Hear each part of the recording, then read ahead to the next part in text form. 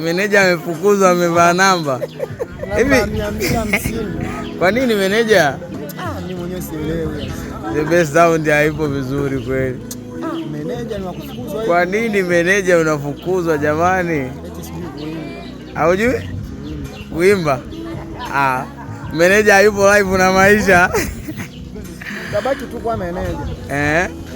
Kitu gani ambacho unaweza kuwaambia kuhusu kundi yako? Kundi yangu nawaambia focus sana ili sisi tuje kupata vitu vizuri mbele. Okay. Lakini bwana meneja mpaka uvae namba, unaona hali ngumu. Hali ni ngumu.